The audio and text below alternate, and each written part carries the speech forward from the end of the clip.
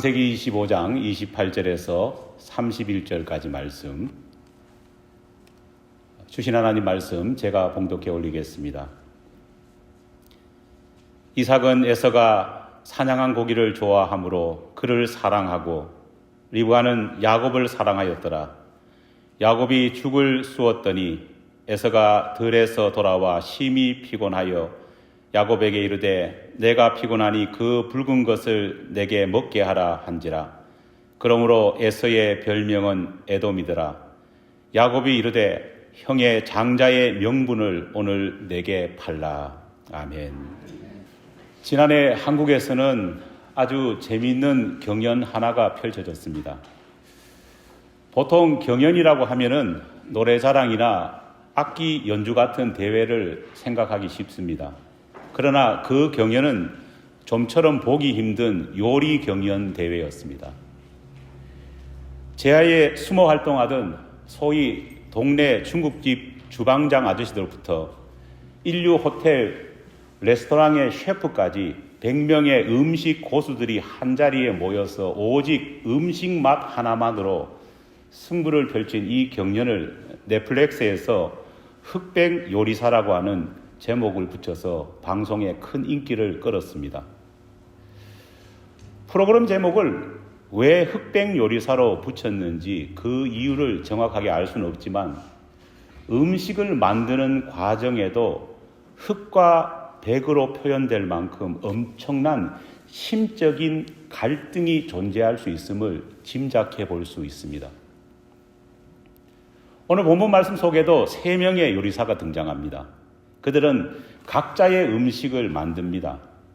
그런데 이들에게도 다양한 심적 갈등이 존재했음을 우리는 알 수 있습니다. 첫 번째 요리사는 에서입니다. 그는 이삭의 아들들 가운데 맏아들이었습니다.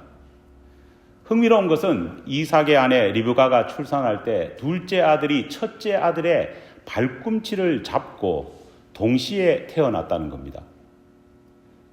두 아들은 똑 닮은 외모를 가진 일란성 쌍둥이였습니다. 일란성 쌍둥이 여러분 보셨죠? 그냥 보면은요, 누가 누군지 참 구별하기 힘듭니다. 부모가 아니라면은 정말 구분하기 힘들 겁니다. 그런데도 그렇게 똑 닮은 아들이었음에도 불구하고 아버지와 어머니는 구분하기조차 힘든 이 아들들을 하나씩 꿰차고 서로 각자의 아들을 편애하기 시작했습니다. 성경은 아버지 이삭이 첫째 아들을 더 좋아했던 이유에 대해서는 명확하게 밝히고 있습니다. 하지만 어머니 리브가가 왜 둘째 아들 야곱을 더 편애했는지 그 이유에 대해서는 명확하게 말하지 않습니다. 그래서 우리는 그냥 추측해 볼 뿐입니다. 리브가가 둘째 아들을 더 좋아했던 이유는 아마 이 야곱이 딸 같은 아들이었기 때문이 아닐까 생각해 봅니다. 남자들밖에 없는 삭막한 그런 집안에서 정말 딸 같은 아들 하나가 있다면요, 그 어머니에게는 얼마나 큰 기쁨과 위로가 되었겠습니까? 아버지 이삭이 맏아들 에서를 더 좋아했던 이유는 명확하게 성경이 말합니다.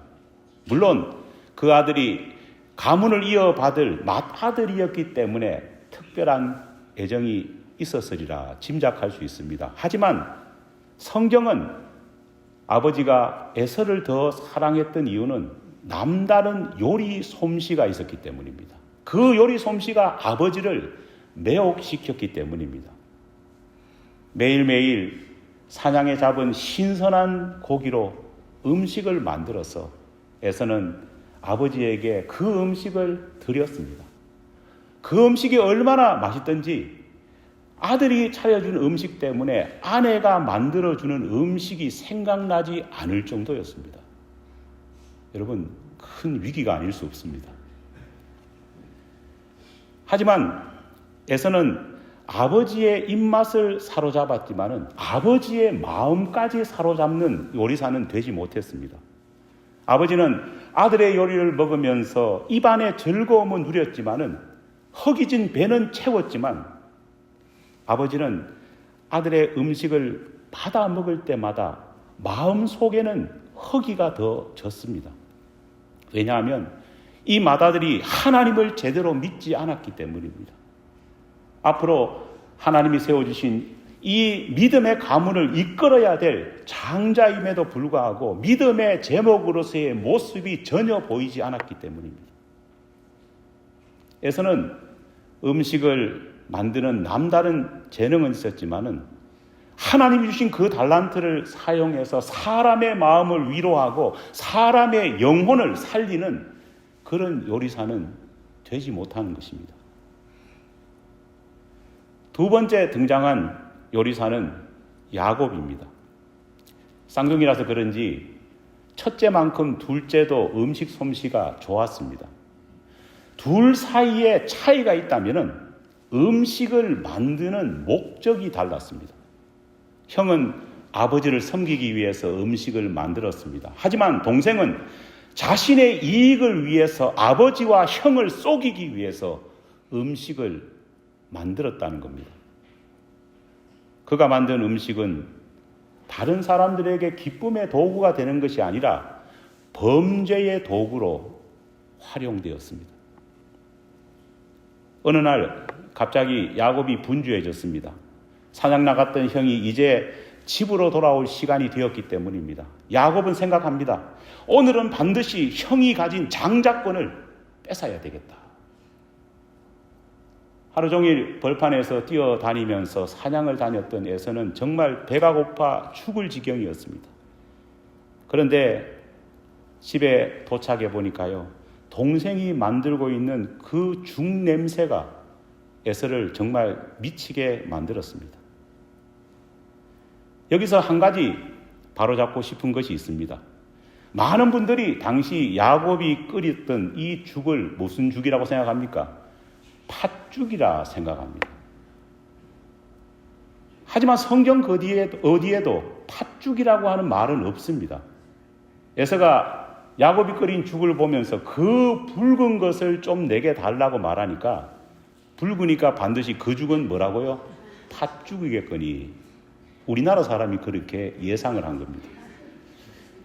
저도 예전에 어릴 때는 이 구절을 읽으면서요, 동짓날 할머니께서 끓여주시던 그 하얀색 새알이 콕콕 박혀있는 그 팥죽을 생각하면서 얼마나 군침을 흘렸는지 모릅니다. 그렇지, 이렇게 맛있는 팥죽으로 유혹하니까 나라도 장자의 명분을 팔았을 거야. 다행히 저는 아들 하나밖에 없습니다. 팔 장자권도 없습니다.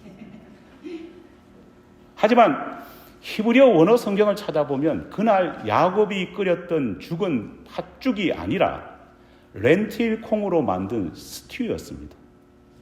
영어 성경을 보면 정확하게 렌틸 스튜라고 기록하고 있습니다.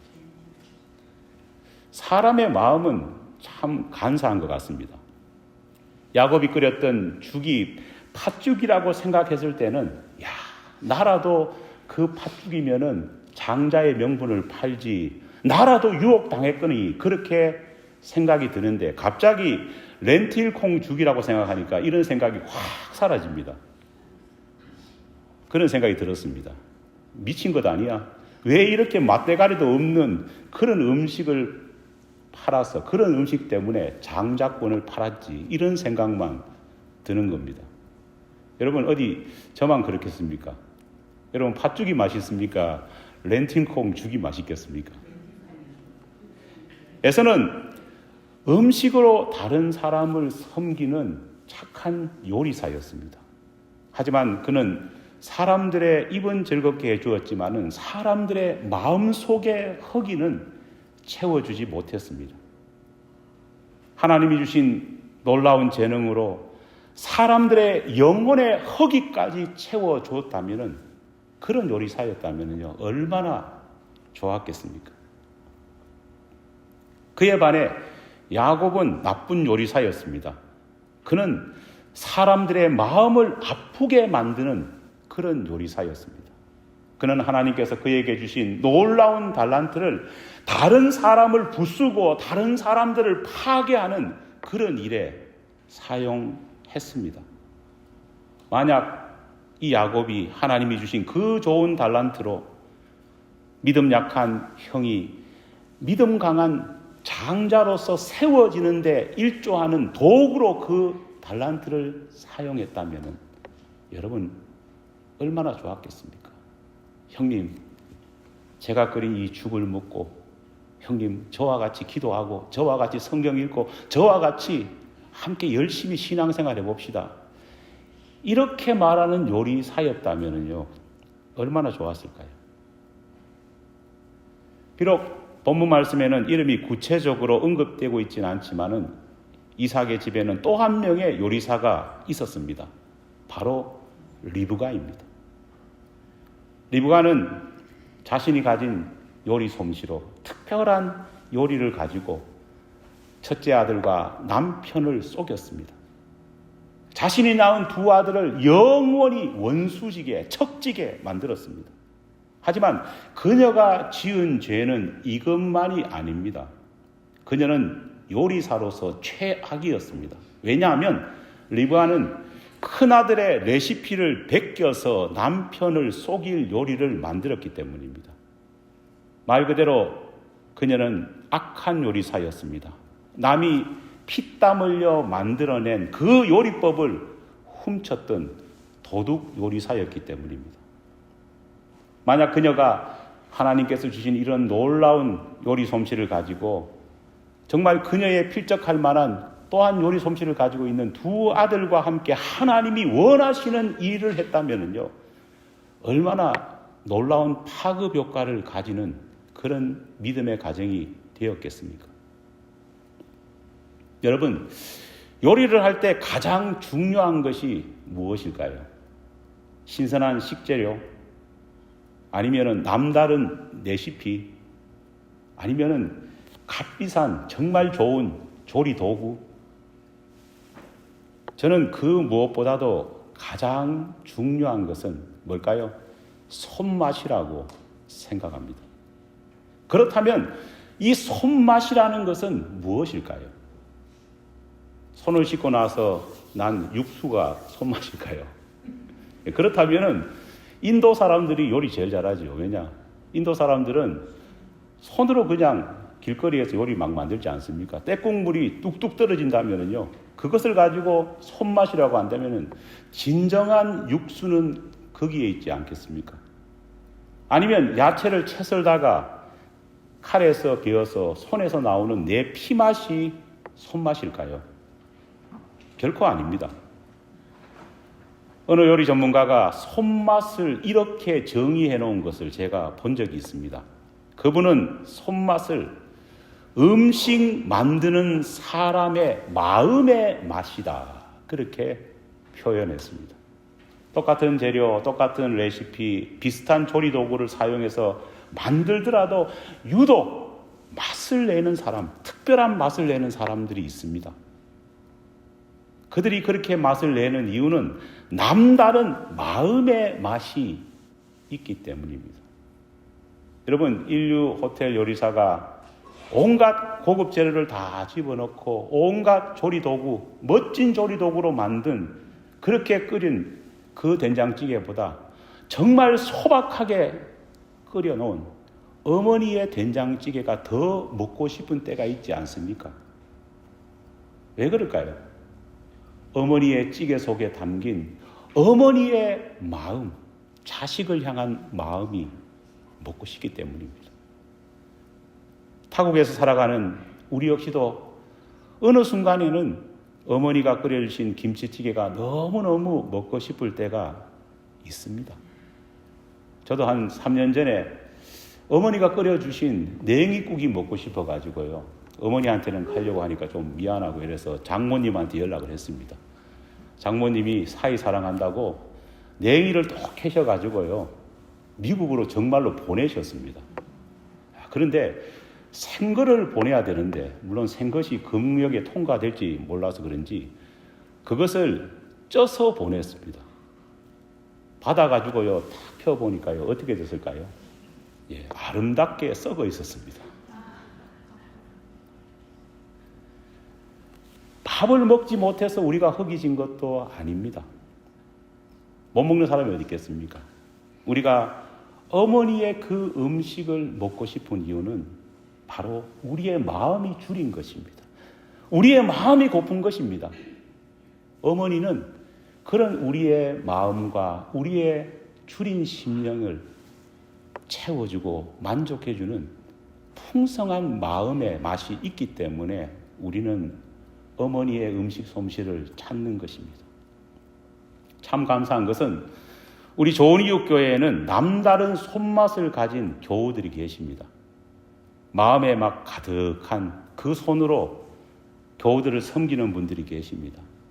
그분들을 통해서 맛있는 주일 친교를 나누고 토요 새벽 예배 후에는 정말 산다리가 꺾어질 정도로 풍성한 아침 식사를 가질 수 있습니다. 그런 의미에서 우리는 참 행복한 교인입니다.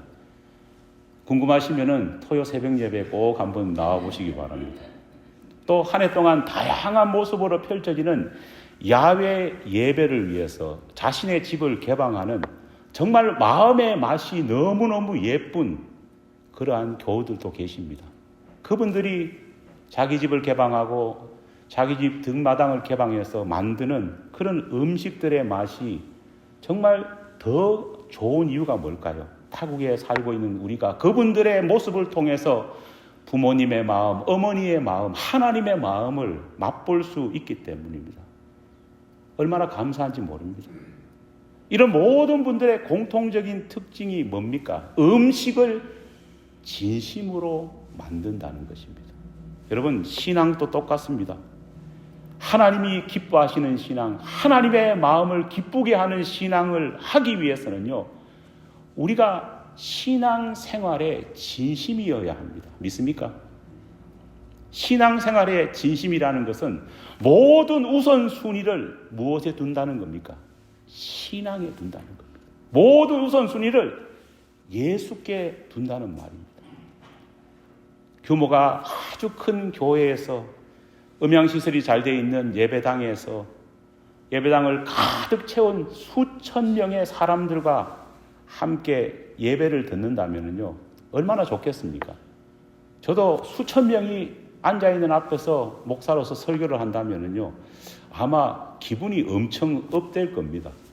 하지만 아무리 좋은 것들이 있다고 할지라도 예배의 맛, 신앙의 맛을 내는 데 있어서는요, 그것이 중요한 것이 아니라 예배를 드리는 사람들의 마음의 맛이 중요하다는 사실을 잊어서는 안 됩니다.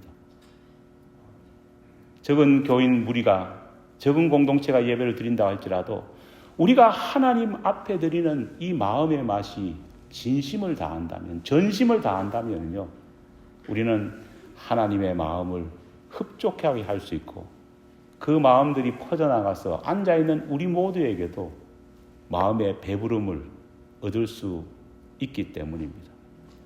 이런 관점에서 볼 때 이삭의 집은 마음의 맛이 담긴 요리를 하는 요리사가 없었습니다. 탁월한 3명의 요리사가 있었음에도 불구하고 그들은 마음의 맛을 담지 못했습니다. 안타깝지 않을 수 없습니다. 그러나 더욱 안타까운 것은 이삭의 집에 이런 마음을 담지 못하는 요리사도 문제였지만은요, 음식 맛을 제대로 분별하지 못하는 이삭이 또 더 문제입니다. 여러분, 우리가 보통 착각하는 것이 있습니다. 음식 만들기를 좋아하고 음식 먹기를 즐겨하는 사람들이 당연히 음식 맛을 잘 알 것이다. 우리는 그렇게 생각합니다. 여러분, 전혀 그렇지 않습니다. 오히려 그런 분들은요, 음식 맛을 더 모를 수 있다는 겁니다. 음식을 만들어 먹기 좋아하고 또 음식을 앞에 놓고 먹고 싶다 이런 사람들은요, 보통은 탐식하는 사람일 경우가 많습니다. 저도 그런 사람 중에 하나입니다. 탐식은 허기진 배를 빨리 채우려는 데 목적이 있습니다. 그렇다 보니까 그런 사람일수록 보통 사람보다 음식 맛을 음미할 시간이 없습니다. 이런 사람들에게 가지는 단어가 있습니다. 뭡니까? 폭풍흡입입니다. 음식 맛을 하나하나 음미할 시간이 어디 있습니까? 빨리빨리 먹어야 되는데요. 여유가 없습니다.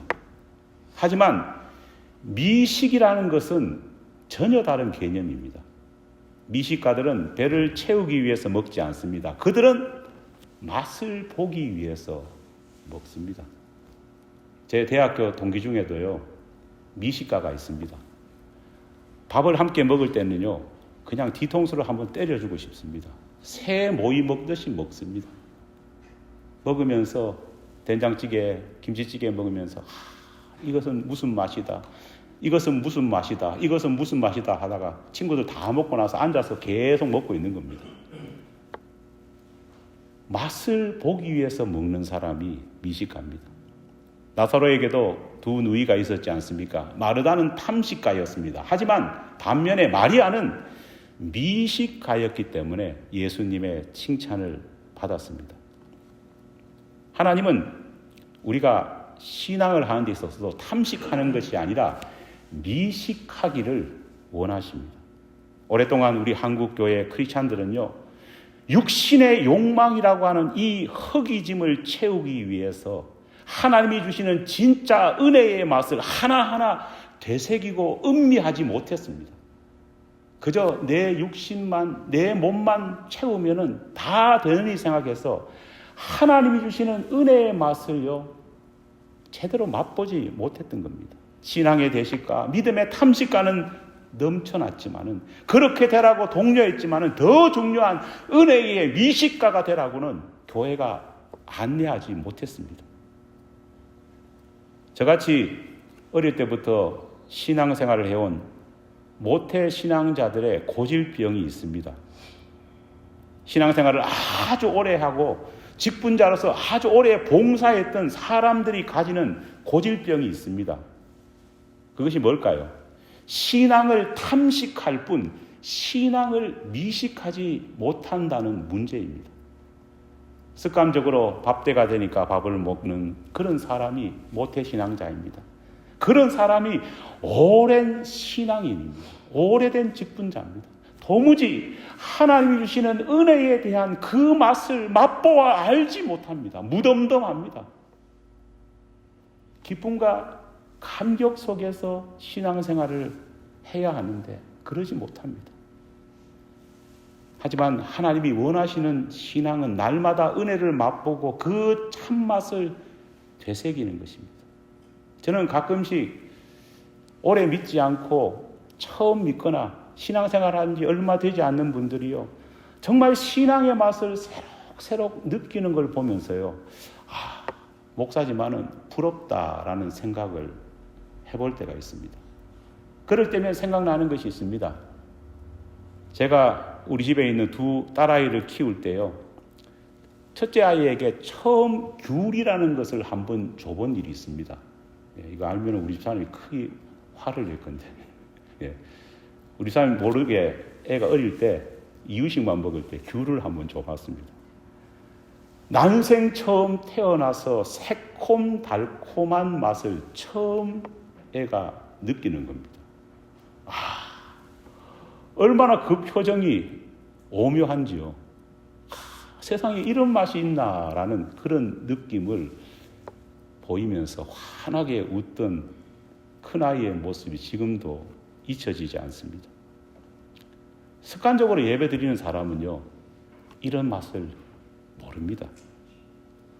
한동안 한국교회는 얼마나 예배를 자주 드리느냐가 신앙의 척도인 양 그렇게 만들어 왔습니다. 여러분, 한국교회 교인만큼 예배 많이 드는 사람이 어디 있겠습니까? 그래서 한국교회를 섬기는 목사님들이 힘들어 하시는 겁니다. 왜냐? 예배 때마다 뭘 해야 됩니까? 다 설교해야 되기 때문입니다. 우리는 신앙을 탐식하는 것이 신앙이라 생각했습니다. 너무너무 탐식하다 보니까요, 예배에 파묻혀 살다 보니까 정작 우리에게 정말 필요한 영의 양식에 대한 입맛을 우리가 잃어버렸습니다. 예배를 드리지만 하나님이 부어주시는 은혜의 맛을 맛보지 못하는 사람들이 너무너무 많습니다. 아버지 이삭은 입맛을 잃어버린 사람이었습니다. 먹는 것에 만족하다 보니까요, 맏아들이 해준 음식과 아내가 큰아들의 레시피를 베껴서 만든 음식을 구분하지 못했습니다. 선한 마음으로 효도하기 위해서 음식을 장만한 건지, 자신을 속이기 위해서 음식을 만드는 것인지, 선한 것인지 독이 든 것인지 제대로 분별하지 못했다는 겁니다. 여러분, 우리 중에는 세상 살아가는 맛 때문에 신앙의 맛을 잊어버린 사람들이 얼마나 많은지 모릅니다. 세상이 주는 먹어도 질리지 않는 그 세상의 맛에 길들여져서 하나님이 주시는 은혜의 맛을 모르고 있습니다.